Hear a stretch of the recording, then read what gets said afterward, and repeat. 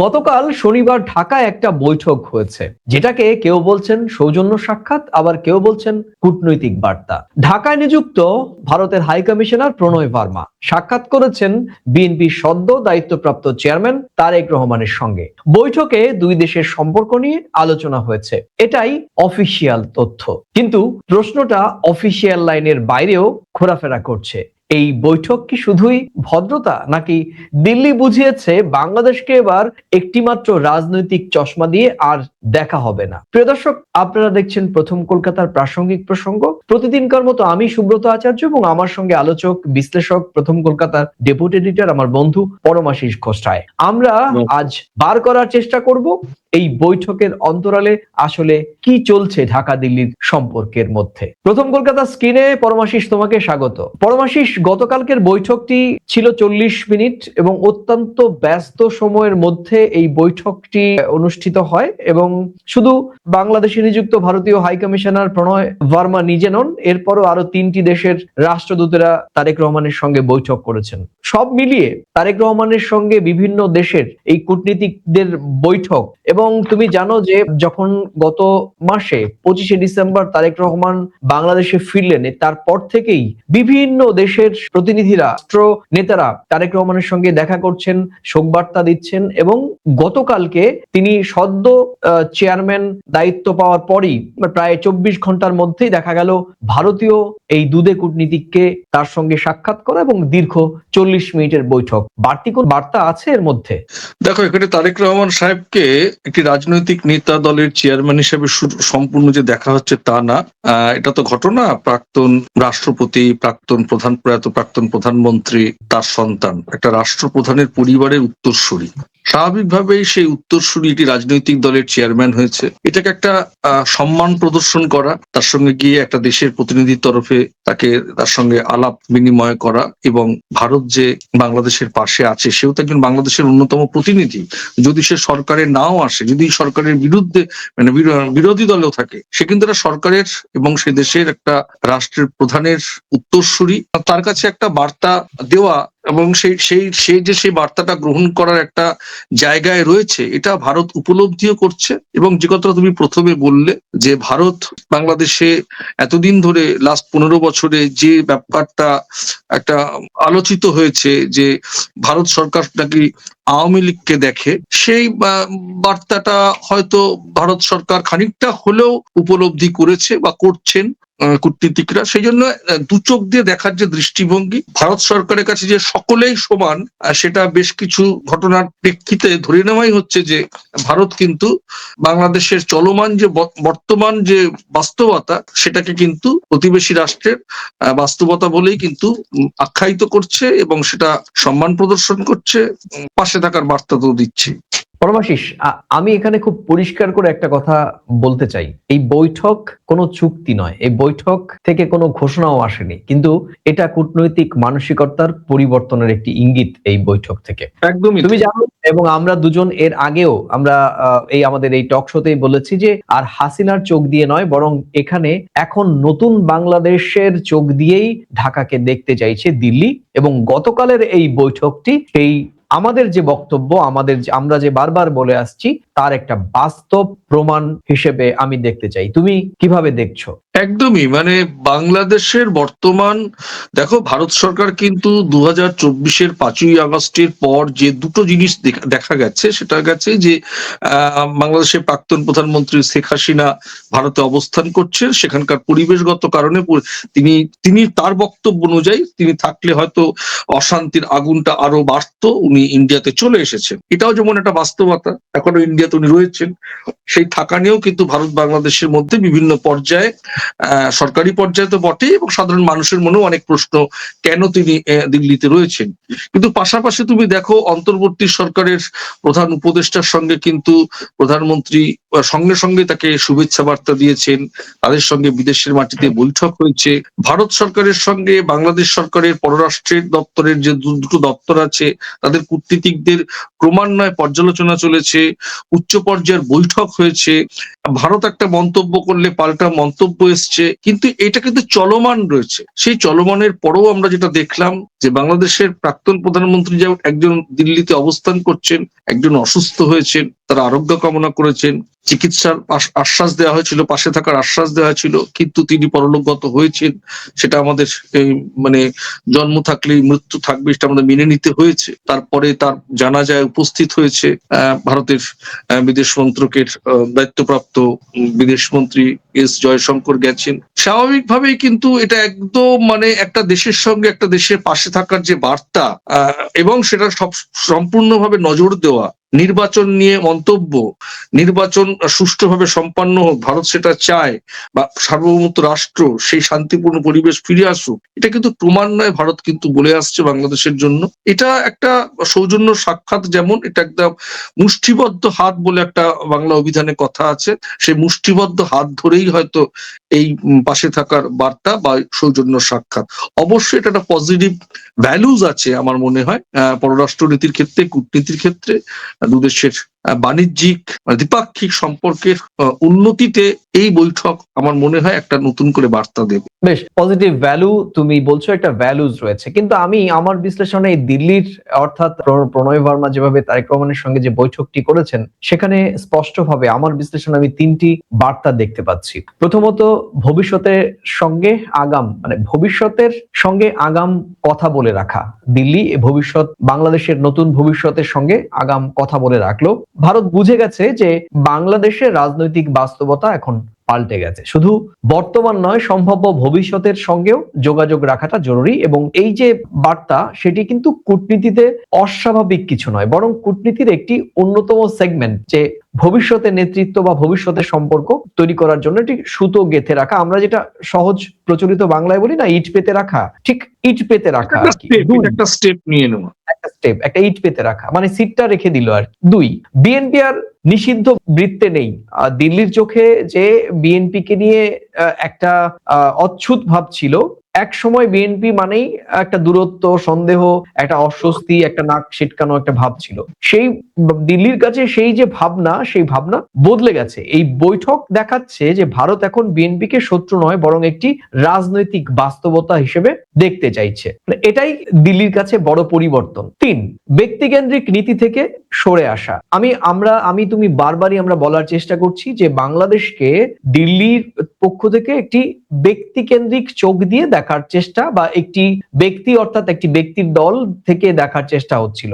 এই বিষয়টি সবচেয়ে গুরুত্বপূর্ণ শিফটেড বিষয় যেগুলো আমরা দেখেছি। ভারত ধীরে ধীরে বুঝেছে যে বাংলাদেশে সম্পর্ক টিকিয়ে রাখতে হলে ব্যক্তি নয়, প্রতিষ্ঠান এবং বাংলাদেশের জনমতের সঙ্গেই সম্পর্ক গড়তে হবে। এই তিনটি বার্তা আমার বিশ্লেষণে এখানে পরিষ্কার দিল্লির পক্ষ থেকে বাংলাদেশকে দেয়া হলো। আমি বলবো শুধুমাত্র তারেক রহমানের সঙ্গে বৈঠক করে শুধুমাত্র তারেক রহমান ব্যক্তি, তারেক রহমান বা তার দল বিএনপিকেই নয়, গোটা বাংলাদেশকেই ভারতের প্রতিনিধি, আমাদের রাষ্ট্রদূত, দুদে কূটনীতিক প্রণয় ভার্মা বাংলাদেশের আপামর জনগণের সামনেই তিনটে বার্তা রেখেছেন। এবার তুমি বিশ্লেষণ করো যে এর সঙ্গে তুমি সহমত বা ভিন্নমত কিনা। দেখো, ওনার সঙ্গে 40 মিনিটের বৈঠক কোন প্রেক্ষিতে হয়েছে, এটা আমরা অফিসিয়াল কোনো বিবৃতি না থাকলেও আমরা এটা অ্যাজাম করতে পারি বা অনুমান করতে পারি।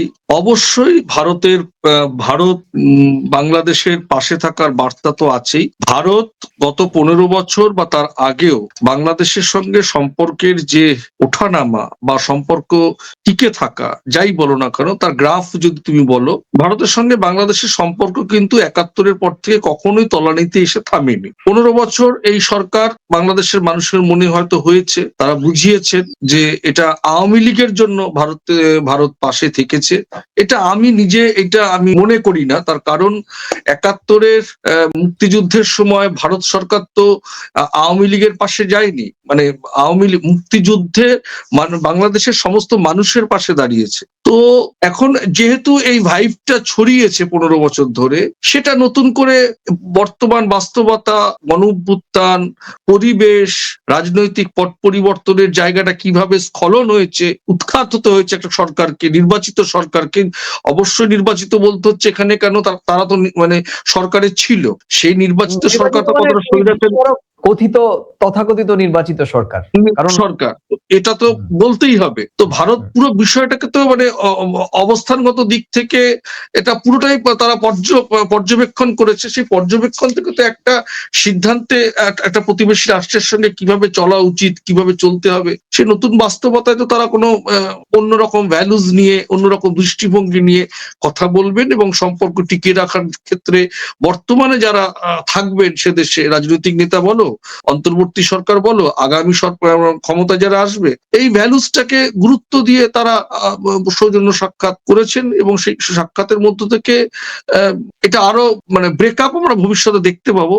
অবশ্যই সম্পর্কের বাঁধনকে অটুট রাখার জন্য এই বৈঠক ধরে নেওয়াই যেতে পারে। ভেতরে তো আরো অনেক কিছু থাকতেই পারে। নিঃসন্দেহে প্রশংসনীয়, বা দিল্লির পক্ষ থেকে যেটি আমরা বারবার করে বলতে পারো, আমাদের দর্শক যারা ভারত এবং বাংলাদেশের যারা নিরপেক্ষ, যারা দুই দেশের সঙ্গে সাধারণ মানুষের সঙ্গে সম্পর্ক চান, আমাদের ভিডিও যাদের পছন্দ হয় তারা নিজেরাও জানেন যে আমরা চেষ্টা করছি যে দুই দেশের সাধারণ মানুষের সম্পর্ক আবার আগের জায়গায় ফিরে আসুক। রাজনৈতিক কোনো সিদ্ধান্ত যাতে আমাদের দুই দেশের সাধারণ নাগরিকদের মধ্যে কোনো ধরনের কুপ্রভাব না পড়ে। কিন্তু আমি একটু গভীরে বিশ্লেষণটা নিয়ে যেতে চাই, কারণ আমি একটু বাস্তববাদীও হতে চাই। এই যে প্রণয় ভার্মা গেলেন, বিএনপি নতুন চেয়ারম্যান, তার সঙ্গে কথা বললেন, ধরে নেওয়া যাক, যদি আমরা একটু হাইপোথেটিক্যালি আমরা একটু ধরে নেই যে বিএনপি সরকার গঠন করতে চলেছে, যেটি আমরা তর্কের খাতিরে বললাম, এই কোট আনকোট এটি ধরে নেওয়া হোক যে, কিন্তু তারপরেও সম্পর্ক কি উষ্ণ হবে? আমি একটু নিজের মতো করে একটু ব্যাখ্যা করতে চাই, তারপর তুমি সেটাকে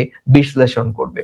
কারণ উষ্ণতা হলেও এটা কিন্তু হঠাৎ করে হওয়ার কোনো সম্ভাবনা আমি দেখতে পাচ্ছি না। এর কারণ অবিশ্বাস জমেছে বেশ কয়েক বছর ধরে, বলতে পারো প্রায় 2 দশক ধরে। সোশ্যাল ও রাজনৈতিক বয়ান দুই দেশেরই তিক্ত ভীষণভাবে। গত 5-6 বছরে সেটি আমরা দেখেছি এবং গত 2 বছরে সেটি চরম আকার ধারণ করেছে। তাই পরিবর্তন হলে সেটি ভাষায়, টোনে এবং যোগাযোগে সেটি আস্তে আস্তে করে হবে, কিন্তু সেটি যে এক লাফে হবে বা এক ঘোষণায় হবে, এক বৈঠকে হবে সরকার গঠন করার পর, বা নতুন এই যে বলা হচ্ছে যে নতুন বাস্তবতায় নতুন বাংলাদেশের সঙ্গে পুরনো দিল্লি যে এক লহমায় সমস্ত সমস্যাগুলো সমাধান হবে, সেটি আপাত দৃশ্যে আমার কাছে মনে হচ্ছে না।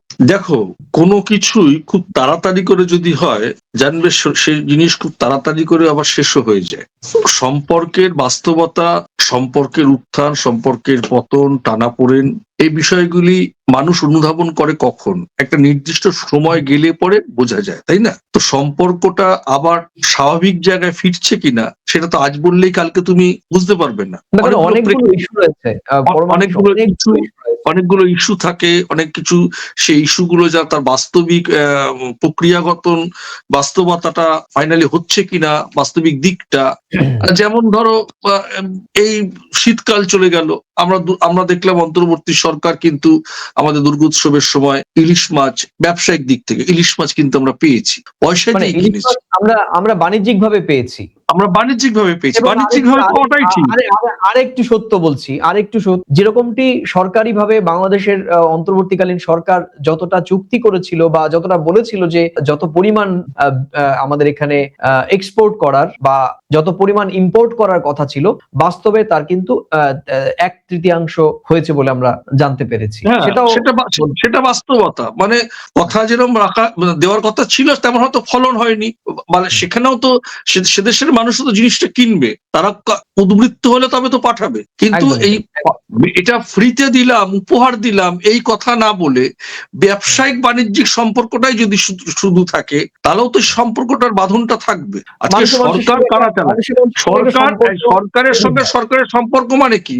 সে দেশের মানুষই তো ভোট দিয়ে একটা মানুষকে সরকার এনেছে। আজকে এখান থেকে ধরো পেঁয়াজ অনেক কয়েক হাজার টন গেল, পেঁয়াজটা তো সরকার খাবে না, সে দেশের মানুষ খাবে, পয়সা দিয়ে কিনবে, আমাদের দেশের ব্যবসায়ীরা লাভবান হবে, সেখান থেকেও আমাদের এখানে জিনিস আসছে। তো এই বাঁধন একদিনে বোঝা যায় না, এটা সময় লাগবে। যেটুকু টানাপোড়েন পরিবেশ তৈরি হয়েছে সেটা সময় গেলে, আমরা ঘর সংসারেই বলে না লোকে, ঘর সংসারেও তো হয় অশান্তি, বলে ঠিক আছে ও ধীরে ধীরে সব ঠিক হয়ে যাবে, আমরা মামাসিরা, বাবা কাকা জ্যাঠারা বলে না ধীরে ধীরে ঠিক হয়ে যাবে। তো এই বিষয়টাও তাই, এটা নিয়ে তাড়াহুড়ো করার কিছু নেই।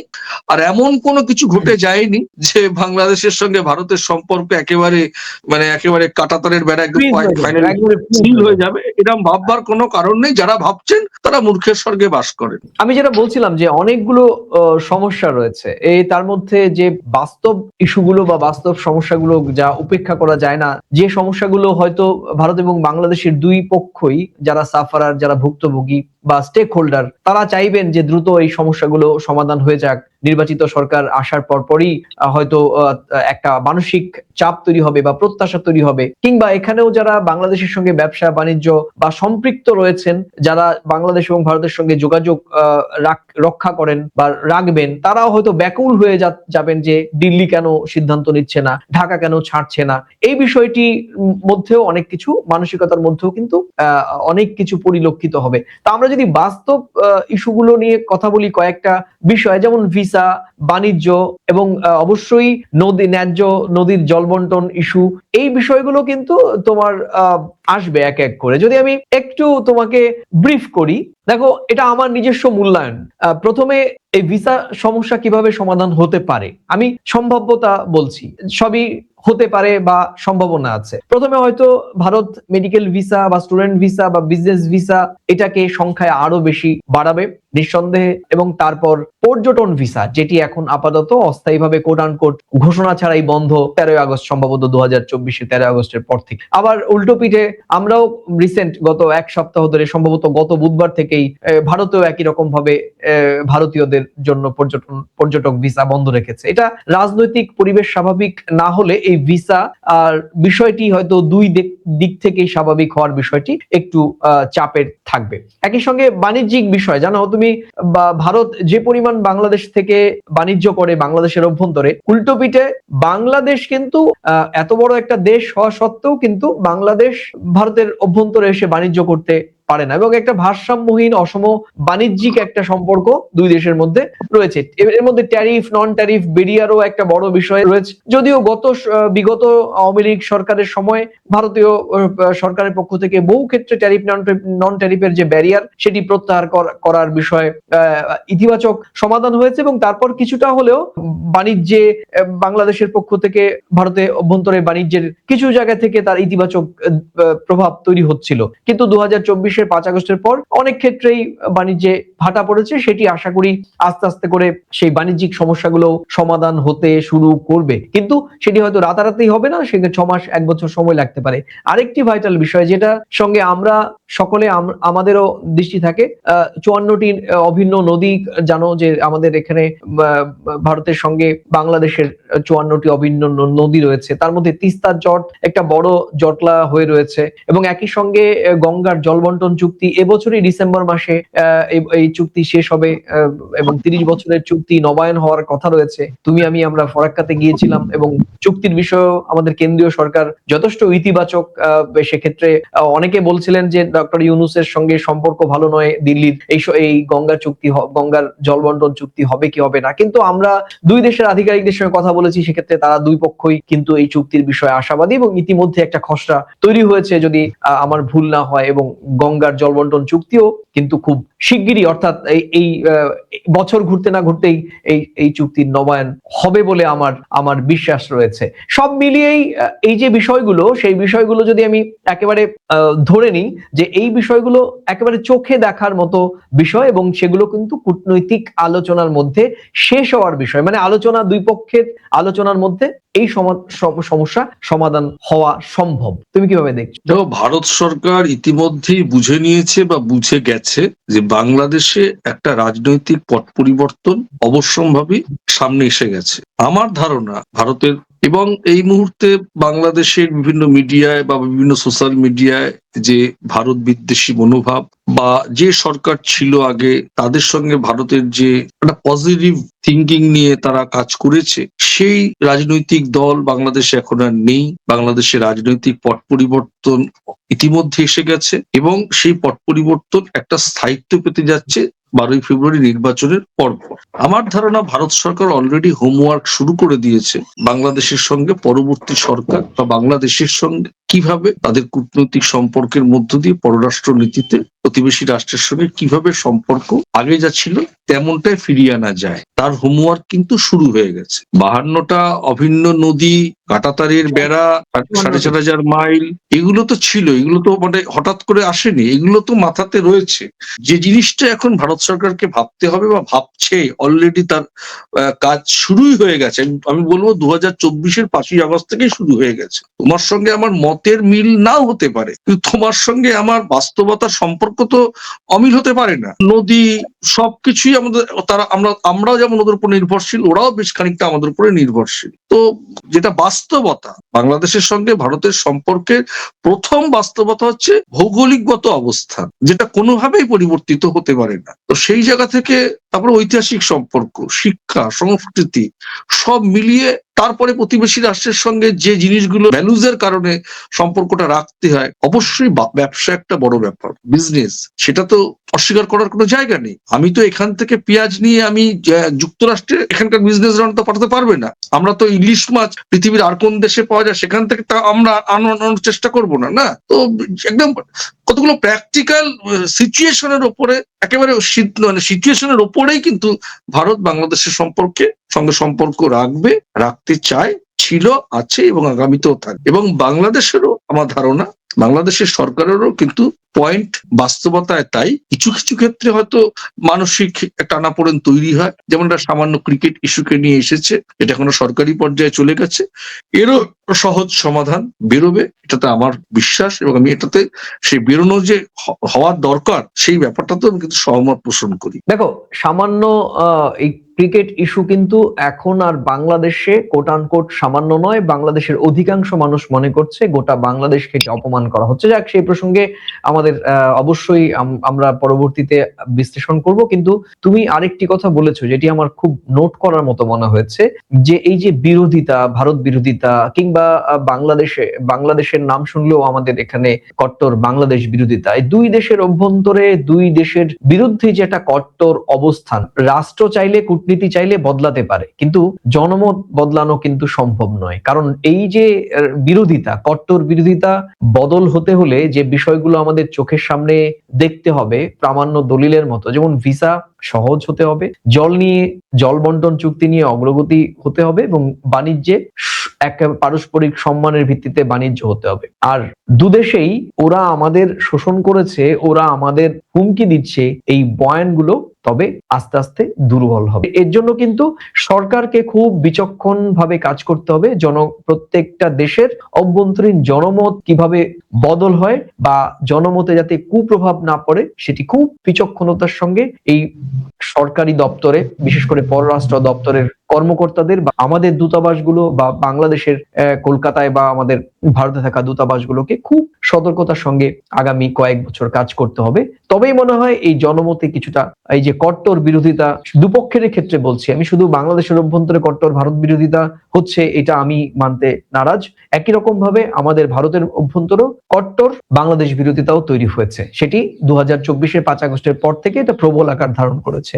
ভারতীয় দর্শকরা শুনলে হয়তো ট্রোল করবেন, কিন্তু সত্য সবসময় সূর্যের মতো, উপেক্ষা করে তো থাকতে পারবেন না। আমি সত্যটাই বলতে সবসময় স্বাচ্ছন্দ্য বোধ করি। শেষ করব এখানে আরেকটা প্রসঙ্গ আমি বলতে চাই, সেটা হচ্ছে যে জনমতের সম্পর্ক, যেটা জনমত, বাংলাদেশের জনমত ভারত বিদ্বেষী, আর ভারতের জনমত বাংলাদেশ বিদ্বেষী, এইটা তখনই মিটতে পারে, এটা সরকারের ভূমিকাটাই বড় হতে হবে। কিরকম? এটা হবে সমতার ভিত্তিতে কূটনৈতিক শিষ্টাচার, সমান দৃষ্টিতে দেখতে হবে। আমি বড় দেশ, আমার জনসংখ্যা বেশি, তুমি ছোট, প্রতিবেশীর সঙ্গে সমতার ভিত্তিতে কূটনৈতিক শিষ্টাচার বজায় রাখলে জনমত কিন্তু বদলে যায়। মানে এখানে আমি তোমাকে যেমনটা দেখাবো, তুমিও আমাকে সেমনটাই দেখাবে, তাহলেই দেশের সাধারণ মানুষের মধ্যে সম্পর্কটা অটুট থাকে। একদমই, মানে ছোট বড় ধর্ম বর্ণ বন্ধ এই সমস্ত দিককে যদি আমরা প্রাধান্য দিই তাহলে এই কূটনৈতিক সম্পর্ক একই রকম ভাবে থাকবে, এর উন্নয়ন সম্ভব হবে না। আমি শেষ করব, পরমাশিস তোমাকে অনেক ধন্যবাদ। আমি শেষ করতে চাইবো, প্রিয় দর্শক, আপনারা দেখছেন প্রথম কলকাতার প্রাসঙ্গিক প্রসঙ্গ। প্রতিদিনকার মতো আমি সুব্রত আচার্য এবং আমার সঙ্গে রয়েছেন আমাদের আলোচক বিশ্লেষক প্রথম কলকাতার ডেপুটি এডিটর পরমাশিস ঘোষ রায়। প্রিয় দর্শক, এই বিশ্লেষণের কোন অংশের সঙ্গে বা পুরো বিশ্লেষণের সঙ্গে আপনি সহমত বা ভিন্নমত হতেই পারেন, আপনার মূল্যবান মতামত মন্তব্যের কলমে লিখে জানাতে পারেন। আর এই ভিডিওটি যদি সত্যিই ভালো লাগে নিজেদের মধ্যে শেয়ার করবেন। আর আজকেই চ্যানেলে নতুন এলে পুরনো ভিডিও দেখে যদি চ্যানেলটি ভালো লাগে লাইক বা সাবস্ক্রাইব করতে পারেন। আমরা প্রতিদিনকার মতো আমাদের ভিডিও নিয়মিতভাবে ইউটিউব এবং পরে ফেসবুকে আপলোড করি, দেখার আমন্ত্রণ রইল। পরমাশিস তোমাকেও অনেক ধন্যবাদ। শুধু শেষ করব একথা বলেই যে গতকাল যে বৈঠকটি আমরা দেখেছি বিএনপির চেয়ারে বসা চেয়ারম্যান তারেক রহমানের সঙ্গে আমাদের দুদে কূটনীতিক ভারতীয় রাষ্ট্রদূত প্রণয় ভার্মার যে বৈঠকটি হয়েছে 40 মিনিটের বৈঠক, মিনিট ধরে যদি আমরা বিষয়টিকে না বিশ্লেষণ করে ভারতীয় 140 কোটি মানুষের প্রতিনিধি হয়ে বাংলাদেশের একটি প্রভাবশালী রাজনৈতিক দল কিংবা একটি রাজনৈতিক দলের নবনির্বাচিত চেয়ারম্যানের সঙ্গে সৌজন্য সাক্ষাৎ, এবং কোন দুটো দেশ, যে দুটো দেশের মধ্যে পারস্পরিকভাবে আমাদের এক আকাশ এক বাতাস, ভূগোল, সংস্কৃতি, আবহ, খাদ্যাভ্যাস সবকিছু আমাদের প্রায় এক ও অভিন্ন, সেই দুটো দেশের মধ্যে গত কয়েক বছর ধরে চলমান যে অবিশ্বাস, আস্থাহীনতা কিংবা পারস্পরিক অভিযোগ পাল্টা অভিযোগ, এই যে আবহ চলছে, সেই আবহের মধ্যে দাঁড়িয়ে একটি নতুন সম্পর্কের দিকে আমরা হয়তো এগিয়ে যাচ্ছি। এটি কোনো ম্যাজিক নয়, কিন্তু একটা স্পষ্ট সংকেত। দিল্লি আর ঢাকাকে পুরনো ফাইল দিয়ে বিচার করতে চায় না। প্রশ্ন একটাই, এই পরিবর্তনের সদ্ব্যবহার কি দুই দেশই সমানভাবে করবে, নাকি আবারও সুযোগটা নষ্ট হবে? আমরা প্রত্যাশী সুযোগটা ঢাকা বা দিল্লি কেউই নষ্ট করবে না, কারণ এই দুই দেশের সাধারণ মানুষ তাকিয়ে রয়েছে আবার আগের মতো বিশ্বাসযোগ্য পারস্পরিক সম্মানের ভিত্তিতে দুই দেশের সাধারণ মানুষে যোগাযোগ পুনঃস্থাপনের দিক। প্রিয় দর্শক, আজ এ পর্যন্তই। আবার দেখা হবে নতুন কোনো প্রাসঙ্গিক বিষয় নিয়ে। ততক্ষণ ভালো থাকুন, সুস্থ থাকুন, সবাই নিরাপদে থাকুন। নমস্কার। নমস্কার।